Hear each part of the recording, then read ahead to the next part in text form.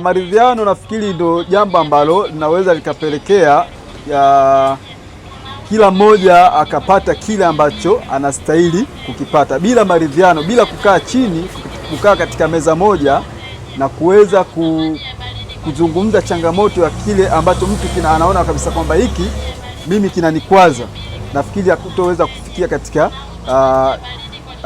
hali nzuri.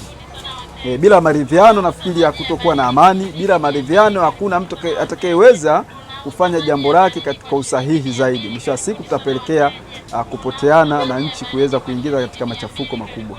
Sisi wa Tanzania ndo tunavyoishi. Sisi ndo tunavyoishi. Yaani hatuishi kwa chuki wala ugomvi. Sisi hatujawahi kuzoea hiyo. Kwa hiyo itakuwa ni jambo la maana na watazungumza kile nini ambacho wao wanakihitaji. Itakuwa jambo la maana sana. Hilo la kukaa pamoja kwenye meza ili na wewe mwenye waseme nini hasa wao wanahitaji zaidi. Maandamano yasifanyike yasiokuwa ya kisheria. Ni hatari kwetu sisi wananchi. Kwa sababu wengine tuna watoto, yani kula kwenye mpaka utoke, kama alivyosema mheshimiwa, kama ukutoka bwana wewe.